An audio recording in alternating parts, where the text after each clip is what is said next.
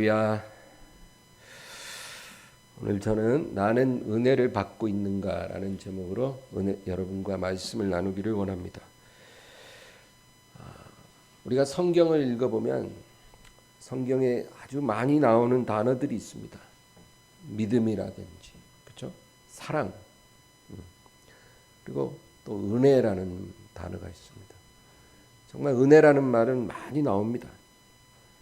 근데 여러분, 오늘날 이 단어는 잘못 사용될 때가 많아요.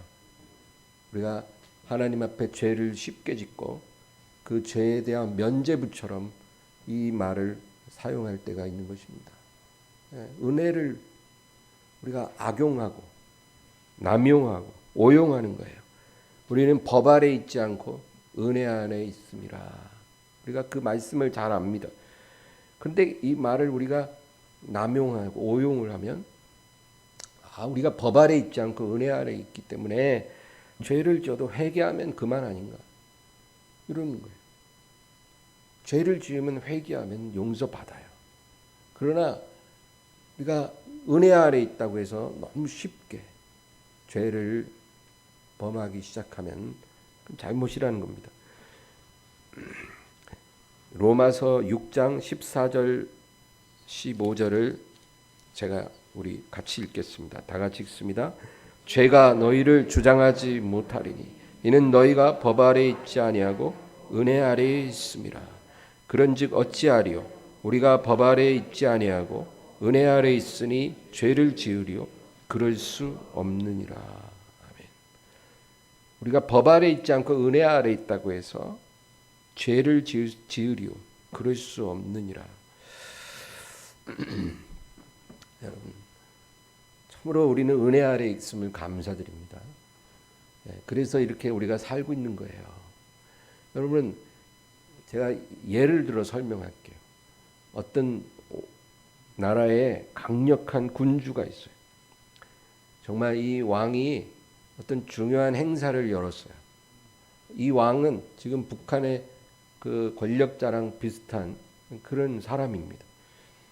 그래서 이 중요한 행사가 진행될 때 아주 철저하게 준비를 합니다. 어떤 실수도 용납될 수 없어요. 그래서 많은 사람들이 초긴장 상태로 그 행사를 진행하는 거예요. 지휘 고하를 막론하고 그 행사에서 태만한 자세를 보이면 그냥 바로 막 끌려 나가서 총살시켜버리고 막 그런 분위기라는 거예요. 누가 긴장 안 하겠습니까? 초긴장. 그래서 행사를 한참 이제 진행하고 있는데 어디서 우당탕 소리가 났어요. 사람들이 기겁을 해갖고 쳐다보니까 그 행사를 위해 세운 구조물이 넘어져 있는 거예요. 근데 누가 그렇게 실수를 했냐면 그 왕의 어린 아들이 장난을 치다가 그 구조물을 넘어뜨린 거예요. 그때 많은 사람들이 안도의 한숨을 내쉬는 거예요.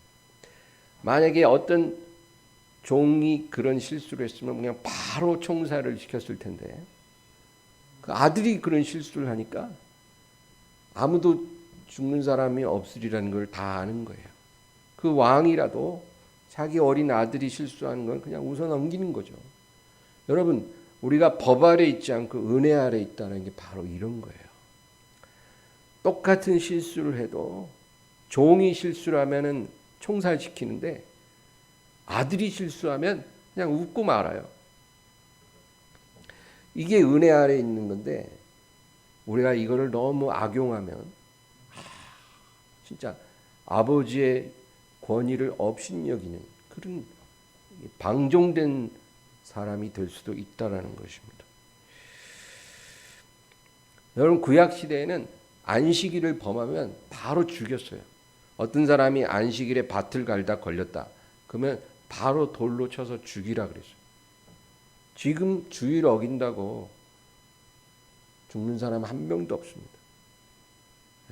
만약 그렇게 했으면 우리 벌써 많이 죽었을 거예요. 얼마나 감사합니까? 구약 시대에는 부모에게 자식이 대든다. 그러면 그 자식을 광장에 끌어내서 돌로 쳐서 죽이라 그랬어요. 부모 말 안 듣고 대드는 자식이 있으면 뭐 부모가 아무리 용서해도 소용없어요. 광장에 끌어다 놓고 돌 던져서 돌 무더기를 쌓아버려요. 그게 법 아래 있는 거예요. 그게 하나님이 세운 법이었어요. 그 법 아래 살면 얼마나 여러분 가슴 떨리겠어요. 조심해야 돼요. 그러나 지금 부모에게 대든다고 죽는 자식 없거든요. 여러분, 우리가 어떤 죄를 지어도 하나님 앞에 진실로 회개하면 하나님이 우리를 용서해 주신다는 거예요. 그렇다고 해서 우리가 죄를 쉽게 짓고 아주 하나님을 우습게 한다면 그렇게 그러면 안 된다 그 얘기죠. 은혜란 무엇일까요? 저는 가끔 제가 북한에 태어나지 않고 또 아프가니스탄에 안 태어나고 소말리아에 안 태어난 게 참 감사하다는 생각이 들어요. 왜냐하면 제가 북한에 태어났으면 이렇게 예배 마음껏 못 드리거든요. 제가 하나님 말씀 전하는 이런 복된 사역을 어떻게 하겠어요? 너무 감사해요. 그래서 만약 제가 아프가니스탄에 태어났다면 괴롭겠죠. 여러분 여자들은 더 감사해야 돼요. 아프가니스탄에서는 지금 여자들이 눈만 내놓고 다녀야 돼요. 시커먼 천으로 다 가리고 눈만 내놓고 다녀야지 안 그랬다가는 바로 탈레반이 잡아가서 그냥 총으로 쏴 죽여요. 여러분 그런 나라에 안 태어나고 이렇게 좋은 나라에 태어난 게 얼마나 감사합니까? 근데 이 국적이라는 걸 내가 정하는 게 아니라 하나님이 정한다는 거예요. 하나님이 우리를 이 나라에 태어나게 하셨기 때문에 우리가 대한민국 국민이 된 거예요. 엘리야 시대에 엘리야가 하나님 앞에 하소연을 했어요. 주여, 주의 종들을 다 저들이 죽이고 주의 제단을 다 허물고 이제 나만 남았는데 나까지 죽이려 하나이다. 그러니까 하나님께서 뭐라 그러셨을까요? 오늘 우리 본문 2절에서 4절까지를 다 같이 읽습니다.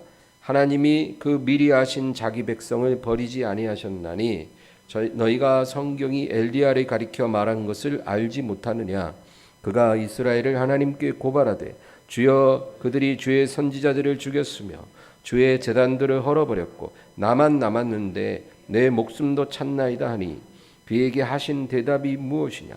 내가 나를 위하여 바알에게 무릎을 꿇지 아니한 사람 7,000명을 남겨두었다 하셨으니, 여기 보면 내가 나를 위하여 바알에게 무릎 꿇지 않은 사람 7,000명을 남겨두었노라. 여러분 여기서 하나님이 내가 나를 위하여 7,000명을 남겼다. 나를 위하여라는 말을 우리가 깊이 생각해 봐야 돼요. 만약에 이 7,000명이요 어떤 노아나 욥이나 다니엘 같은 그런 의인들이었으면 하나님께서 이렇게 표현하지 않고 내가 저 의로운 사람들을 위하여 저들을 지키고 보존하였노라. 뭐 이런 식으로 말씀하셨을 거예요. 그렇잖아요. 노아와 욥이나 다니엘처럼 하나님을 경외하는 그런 의인들이었다면 하나님이 그들을 당연히 보호하실 수밖에 없는 거예요. 그러나 이 7,000명은 그런 의인이 아니었어요. 불완전한 사람들이었다는 거예요. 정말 그 어두운 시대에 자기가 여호와 하나님을 섬긴다는 것을 드러낼 수 없는 사람들이에요. 엘리야처럼 막 갈멜산 정상에서 바알 선지자 수백 명과 대결을 벌이고 이런 담대한 하나님의 사람이 아니라 자기가 하나님을 믿는 것을 드러낼 수 없는, 숨죽이며 숨어야 하는, 그러나 바알에게 결코 무릎을 꿇지 않았던 그런 사람들이었어요. 그래서 하나님이 나를 위하여 저들을 남겼노라. 하나님의 영광을 위해, 뜻을 위해 그들을 보존하였다. 그것입니다. 오늘 본문 5절 6절을 우리 다 같이 읽겠습니다. 그런즉 이와 같이 지금도 은혜로 택하심을 따라 남은 자가 있느니라. 만일 은혜로 된 것이면 행위로 말미암지 않으니 그렇지 않으면 은혜가 은혜되지 못하느니라. 엘리야 시대에 하나님의 은혜로 7천 명을 남긴 것처럼 지금도 하나님의 은혜로 택하심을 따라 남은 자들이 있느니라. 은혜로 된 것이면 행위로 말미암지 않음이니 그렇지 않으면 은혜가 은혜되지 아니하느니라. 여러분, 우리가 바로 이런 사람입니다. 우리가 이 자리에 이렇게 예배드릴 수 있는 것, 우리가 다른 사람보다 의로워서 거룩해서 결코 아닙니다. 하나님의 은혜로 우리를 택해 주신 거예요. 우리를 지켜 주신 거예요. 원래 우리는 우리 믿음을 지금까지 지켜올 수 있는 그런 사람들이 아니에요. 우리는 환경 따라 아주 그냥 갈대처럼 흔들리는 사람들. 그런데 하나님이 은혜로 우리를 보존해 주신 거예요.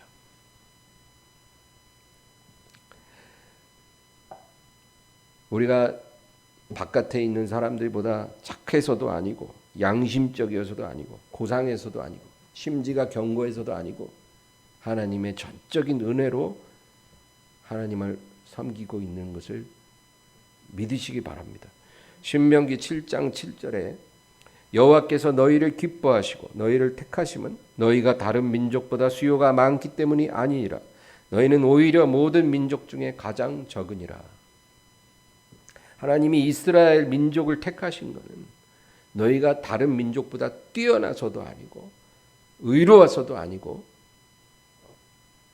너희가 다른 민족보다 훨씬 약하기 때문이라는 거예요. 가장 약한 민족이기 때문에 애굽에서 400년 동안이나 종로로 타는 그런 아주 약하고 못난 민족이었기 때문에 하나님이 너희를 택하셨다는 거예요. 이게 은혜 아니면 뭐예요, 여러분? 천지 만물을 주관하신 하나님이 수백 개의 민족 중에 한 민족을 택했는데 이 이유가 너희는 가장 약하기 때문이라는 거예요. 하나님이 아브라함이라는 한 사람을 선택했어요. 왜 그랬을까요? 그가 괜찮은 사람이라서? 아니에요. 하나님이 아브라함을 선택한 이유는 그가 75세나 됐는데도 자식이 없어요. 그 당시 평균 수명은 100살 이상이었거든요. 120년, 130년 살던 시대. 아브라함 175세까지 살았잖아요. 근데 그렇게 오래 살면서 수십 명을 자녀를 두는 그런 시대인데 아브라함과 사라 사이에는 아들도 딸도 없어요. 그리고 이미 더 이상 자녀를 가질 수 없는 상태까지 된 거예요. 하나님이 아브라함을 택하신 이유는 그가 가장 미약한 사람이었기 때문이에요. 그래서 아브라함을 불러서 뭐라 그러냐면 내가 너의 하나님이 되어 너를 열국의 아비로 만들었다. 자식이 한 20명쯤 있는 사람 보고 그랬으면 그거 믿어질 수도 있어요. 근데 75세 될 때까지 아들 하나 없는데 너를 열국의 아비로 만들리라. 그리고 네 아내 아기를 못 낳는 너의 아내는 내가 열국의 어미로 만들고 내가 너의 자손을 하늘의 별처럼 셀 수 없을 만큼 축복하리라. 왜 그랬어요?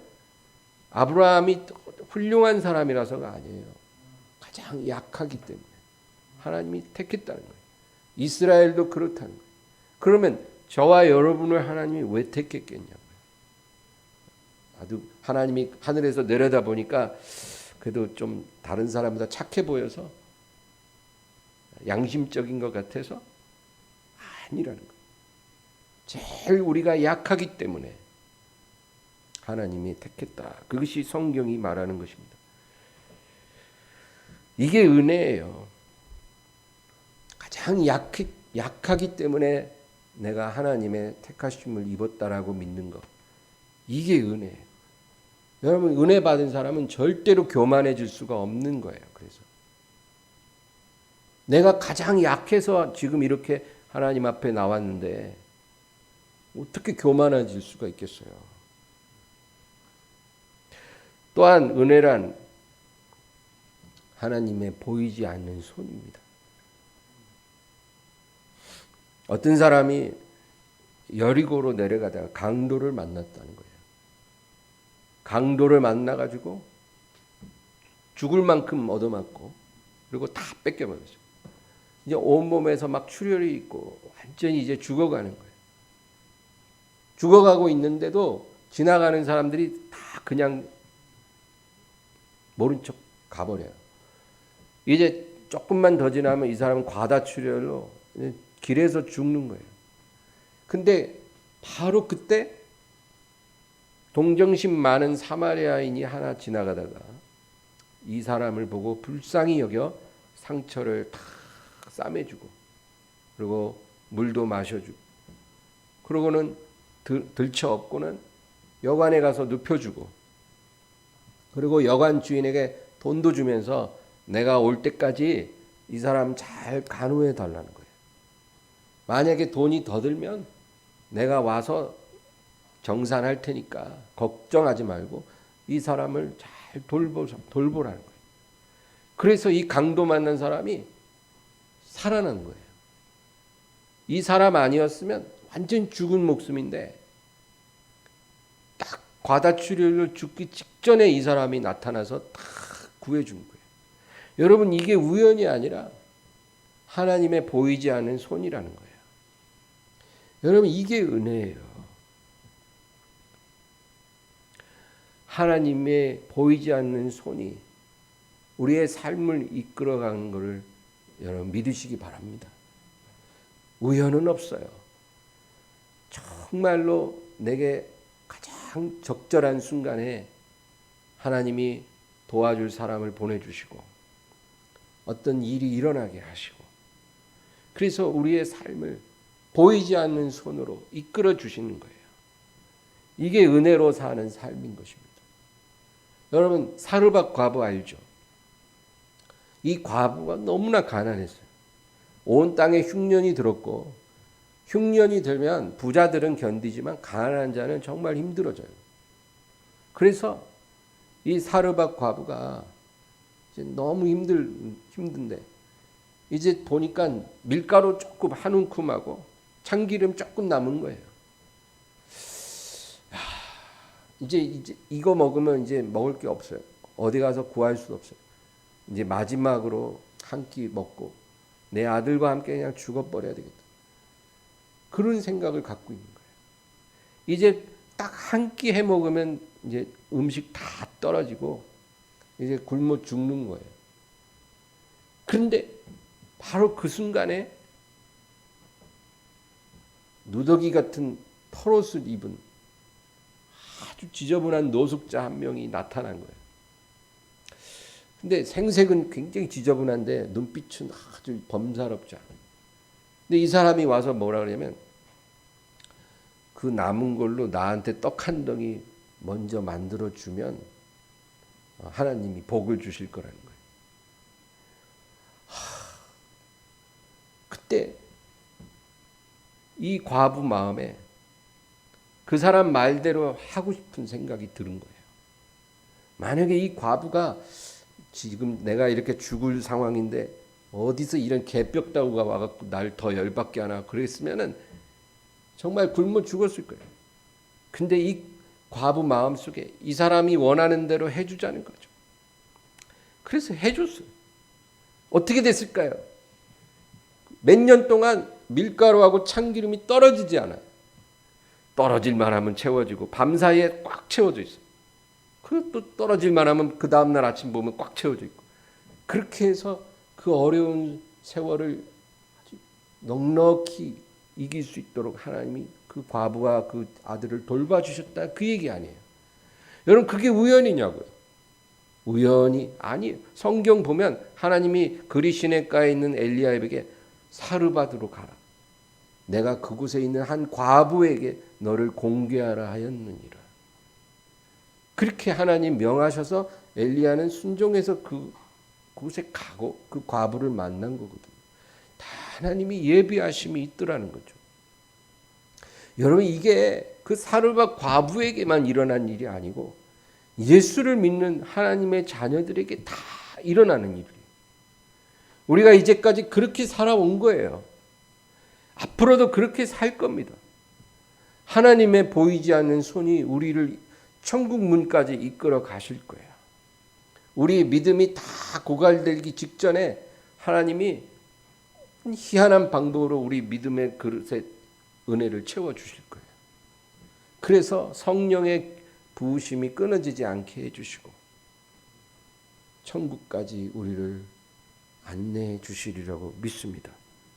이게 은혜 안에 사는 사람의 삶인 거예요. 베드로전서 2장 25절에 너희가 전에는 양과 같이 길을 잃었더니 이제는 너희 영혼의 목자와 감독 되신 이에게 돌아왔느니라.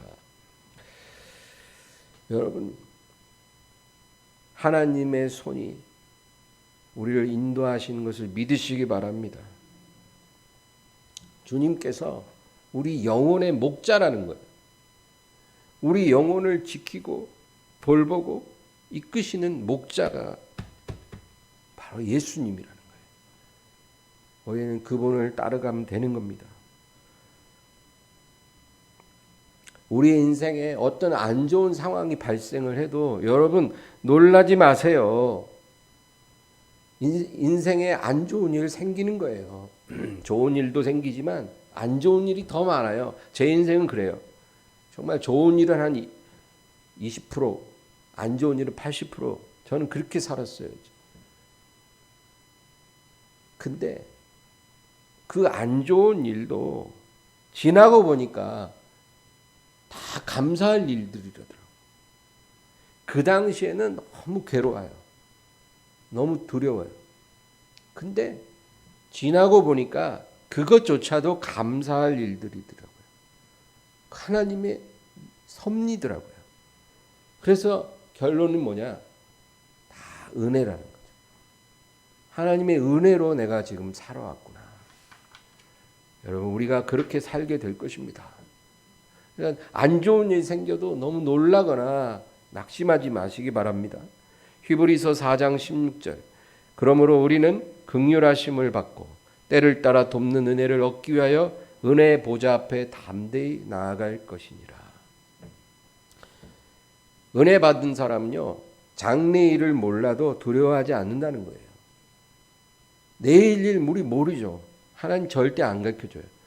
내일 일 몰라도 다음 달에 어떤 일이 있을지 몰라도 우리가 두려워할 필요가 없는 것은 때를 따라 돕는 은혜를 주신다는 거예요. 그러니까 염려하지 말라. 때를 따라 하나님이 다 은혜를 예비해 주시고 너는 항상 은혜의 보좌 앞에 담대히 나아가라는 거예요. 내일 무슨 일이 생길까? 어떻게 하지? 이런 고민하지 말고 오늘도 하나님 은혜의 보좌 앞에 담대히 나아가고 내일도 은혜의 보좌 앞에 담대히 나아가는 거예요. 그냥 보좌가 아니라 왜 은혜의 보좌라 그랬겠어요? 은혜가 뭐라고요? 보이지 않는 손. 그러니까 우리를 보이지 않는 손으로 이끌어 가시는 영혼의 목자가 앉아 계신 보좌 앞에 매일 담대히 나아가는 거예요. 때를 따라 하나님이 도와주신다는 거예요. 어떤 상황을 만나도 놀라지 말라는 거예요. 마지막 세 번째로 은혜는 무엇이냐? 나도 모르는 사이에 나의 십자가를 지고 가게 하시는 것. 그게 은혜라는 거예요. 여러분, 우리가 자기 십자가를 지고 주님을 따르는 건 잘 알죠? 근데 사람은요, 본능적으로 고통을 싫어해요. 그래서 고통이 오면 그걸 피하는 거예요. 근데 우리가 피할 수도 없도록 하나님이 우리 어깨에다가 짐을 탁 메워주실 때가 있어요. 난 정말 싫은데 내가 거절할 수도 없게 내 짐 어깨에다 딱 매주는 거예요. 무거운 짐을. 그때는 너무 괴로운데 여러분, 그게 강권적으로 우리에게 주시는 십자가라는 거예요. 이 십자가가 왜 우리에게 은혜냐면 여러분 십자가를 지는 사람만이 면류관을 얻기 때문이에요. No cross, no crown. 십자가 없으면 영광도 없고 그게 하나님의 질서예요. 질서. 하나님이 만사를 통치하시는 그 법을 세우셨잖아요. 그게 바로 no cross, no crown이에요. 십자가 안 지면 면류관도 없다는 거예요. 그런데 우리는 본능적으로 십자가를 싫어하거든. 그러니까 하나님이 강제로 십자가를 지워주는 거예요. 우리에게 복을 주시려고. 우리를 영광스럽게 해주시려고. 그러니까 여러분, 내가 원치 않는 사이에 십자가가 내 어깨에 메어져 있거든. 그게 은혜인 줄 아시기 바랍니다. 구레네 시몬이 바로 그랬잖아요. 구레네 시몬 알죠? 명절날 가족들하고 기분 좋게 예루살렘에 왔다가 골고다 언덕에 십자가 지고 가는 예수님 구경하는 군중들 사이에 구경하고 있었는데 난데없이 예수님이 시몬이 서 있는 그 앞에서 넘어지신 거예요. 그리고 못 일어나요. 예수님이 하도 많이 맞아가지고. 그러니까 군중들이 그 주변에 제일 덩치 좋고 순해 보이는 구레네 시몬에게 떠밀어 갖고 네가 져 그래가지고 난데없이 명절날 예루살렘 왔다가 예수님이 놓친 십자가 등에 지고 골고다 언덕까지 가게 된 거예요. 처음에는 시몬이 생각했을 때 이게 무슨 시츄에이션이에요. 너무나 당황스러웠을 거예요. 예수님의 그 흘린 피가 막 자기 옷에 다 묻고 내가 이게 뭐지? 내가 왜 여기 왔다가 이런 일을 해야 되나? 그런데 여러분 이게 얼마나 영광된 일입니까? 나중에 구레네 시몬 초대교회 큰 일꾼이 되고 그 아들인 알렉산더와 루포는 교회의 훌륭한 지도자로서 성장해요. 알렉산더 루포의 어머니는 나의 어머니니라 바울이 말할 정도로 그러니까 구레네 시몬의 아내가 사도 바울의 영적 어머니가 됐다는 거예요. 엄청난 축복을 받은 거예요. 이 가정이 그냥 난데없이 예수님 십자가 하나 짊어졌는데 그 십자가로 인한 그 면류관이 말도 못해요. 근데 이런 일이 우리의 삶에도 일어난다는 거예요. 여러분 그러므로 내가 왜 이 일을 해야 되지? 내가 왜 저 사람을 챙겨야 되지? 내가 왜 이런 상황을 참아야 되지? 이럴 때 여러분 그거를 내려놓지 마세요. 그 십자가예요. 그만하고 싶은데 그만할 수 없고 포기하고 싶은데 포기할 수 없고 내려놓고 싶은데 내려놓을 수 없을 때 그것이 나에게 주신 십자가고 그것이 곧 면류관을 불러오는 것이라는 것을 우리가 나중에는 알게 될 것입니다. 이게 은혜예요. 우리 은혜를 받을 때는요, 그때는 몰라요. 그게 은혜인지. 항상 시간이 흐른 후에 그걸 깨닫는 거예요. 그게 은혜였다. 예? 자식이 부모님 생전에는 부모님 은혜 잘 모르다가 부모님 돌아가시고 나서 정말 그 엄마가 해주는 그 음식 먹고 힘들 때 엄마 아빠한테 가서 이렇게 위로받고 얘기하던 그 순간이 그리워져서 그때가 정말 은혜였다는 것을 깨닫듯이 말이죠. 우리가 은혜 받을 땐 잘 모르는데 나중에 그것을 알게 될 것입니다. 우리의 구원도 하나님의 은혜고 우리의 택하심도 하나님의 은혜고 우리의 모든 인생 여정도 하나님의 은혜고 우리가 십자가를 지었던 것도 하나님의 은혜고 우리가 면류관을 쓰게 된 것도 하나님의 은혜라는 것. 우리가 그거를 알게 될 때 언제 알게 될까요? 주님 나라에서 알게 되겠죠. 그때 우리가 어떻게 하나님께 영광을 돌릴까요? 정말 진정한 찬양으로 하나님을 찬양하리라고 믿습니다. 여러분, 바울은 육체의 가시로 인해 너무 괴로워서 3번이나 하나님께 간구했어요. 근데 하나님이 뭐라 하냐면 내 은혜가 네게 족하도다. 이는 내 능력이 약한 데서 온전하여지느니라. 그 가시 좀 빼달라고 그렇게 기도했는데 은혜가 족하다는 거예요. 이게 무슨 말이에요? 하나님이 바울에게 주신 은혜가 너무 커서 바울이 자만할까 봐 그 육체의 가시를 주셨는데 그것마저도 하나님의 은혜라는 거예요. 그러니까 가시가 없을 때는 하나님의 은혜가 90%가 왔는데 너무 자만하지 않게 하려고 그 가시까지 딱 주심으로 하나님의 은혜가 100% 채워졌다는 거예요. 그래서 내 은혜가 너에게 족하니라. 할렐루야. 우리 하나님 그런 분이에요. 지금 하나님이 나에게 주신 것도 은혜지만 내게 안 주신 것도 은혜고, 내가 아무리 기도해도 응답이 잘 안 오는 게 있으면 그것도 은혜예요. 우리가 하나님 도대체 왜 이러세요? 이러면 하나님이 뭐라 그러는지 아세요? 내 은혜가 너에게 족하니라. 너에게 100% 은혜를 다 채웠다. 그러신다니까요. 여러분, 우리가 그것을 이해하게 되면 정말 감사할 일밖에 없는 줄 믿습니다. 이 문제 해결 안 해주면 감사 택도 없어요. 이런 식으로 신앙생활하는 사람이 너무 많아요. 하나님하고 완전히 거래하듯이 이 문제 해결해야 내가 예배도 드릴 수 있고 감사도 할 수 있고 11조도 할게요. 그때가 이런 식으로 정말로 철이 없는 거죠. 지금도 100% 은혜를 주셨는데 우리가 그걸 모른다는 거예요. 고린도전서 1장 27절에서 29절까지 읽겠습니다. 그러나 하나님께서 세상에 미련한 것들을 택하사 지혜 있는 자들을 부끄럽게 하려 하시고 세상에 약한 것들을 택하사 강한 것들을 부끄럽게 하려 하시며 하나님께서 세상에 천한 것들과 멸시받는 것들과 없는 것들을 택하사 있는 것들을 폐하려 하시나니 이는 아무 육체도 하나님 앞에서 자랑하지 못하게 하려 하심이라.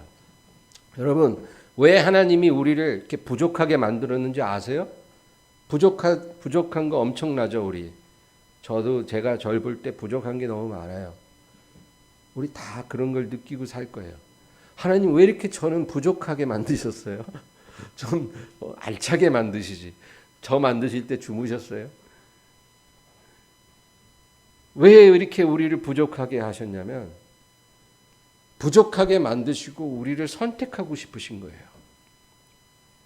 우리를 선택해서 강한 자들, 지혜 있는 자들, 부끄럽게 하시려는 게 그게 하나님의 경륜이에요.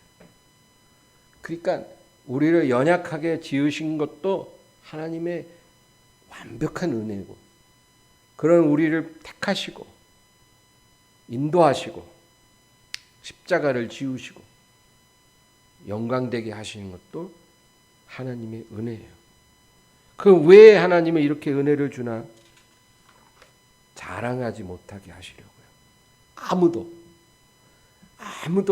하나님 앞에 자랑할 수가 없어요. 다 은혜인데 자랑할 게 뭐가 있냐고. 그리스도의 십자가 외에는 내가 자랑할 것이 없나니. 이런 고백을 정말로 하는 사람이 진정한 성도요, 은혜의 사람입니다. 우리가 교만하면 절대로 하나님의 은혜 안에 들어올 수가 없어요. 여러분, 교만하지 말고 정말로 모든 것이 다 은혜였다라는 진실된 고백을 드리기를 바랍니다. 정말 나같이 부족한 사람이지만 모든 것이 다 은혜였습니다. 구원도 은혜요. 지금까지 살아온 것도 은혜요. 모든 것이 다 하나님의 은혜이므로 내가 영광을 하나님께만 돌리나이다.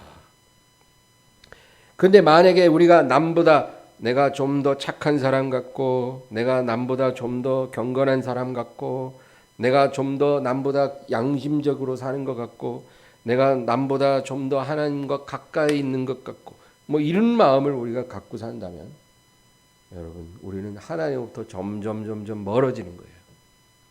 그런 마음이 누구나 들어올 수 있어요. 바리새인의 누룩이 사실은 우리에게도 다 들어와요. 그럴 때 그것을 멀리하고 제거하고 모든 것이 은혜입니다. 이런 고백으로 승리하기를 바랍니다. 히브리서 13장 12절 13절을 다 같이 읽겠습니다. 그러므로 예수도 자기 피로써 백성을 거룩하게 하려고 성문 밖에서 고난을 받으셨느니라. 그런즉 우리도 그의 치욕을 짊어지고 영문 밖으로 그에게 나아가자. 우리도 그의 치욕을 지고 영문 밖으로 그에게 나아가자. 여러분, 예수 믿는다는 게 뭐 만사형통하 이런 식으로 우리가 생각하면 그거는 결코 하나님이 원하시는 믿음이 아니에요. 오늘 말씀 보세요. 그의 치욕을 지고 영문 밖으로 그에게 나아가자는 거예요. 우리가 주님을 믿는다면 주님이 우리를 어떻게 이끄시든지 주님을 믿고 따라가요. 큰 캄캄한 골짜기로 우리를 이끌어 가시면 여기가 어디예요? 나 이런 데는 못 가요, 주님. 혼자 가세요. 제가 주님을 따라온 건 이런 데 나를 데려오라고 따라온 게 아니라고요. 저는 더 이상 못 가요. 저 이럴 줄 알았으면 처음부터 안 왔을 거예요. 여러분, 이런 식으로 주님을 섬기면 안 된다는 거예요. 주님이 우리 영혼의 목자라는 걸 우리가 믿었으면 캄캄한 골짜기로 데려가도 그냥 믿고 따라가세요. 삭막한 광야로 끌고 가도 이런 데 가면 양식도 없고 물도 없는데 어떡하지? 그런 걱정하지 말고 따라가세요. 지옥의 언덕으로 우리를 데려가시면 따라가세요. 그 길이 생명의 길이고 영광의 길이라는 거예요. 네가 나를 믿고 따라온다면 내가 너를 영광스럽게 하리라. 이게 진정한 믿음이에요. 우리도 그의 치욕을 지고 영문 밖으로 그에게 나아가자. 여러분, 전적인 믿음으로, 전적인 은혜로만 살기를 주의 이름으로 축원합니다.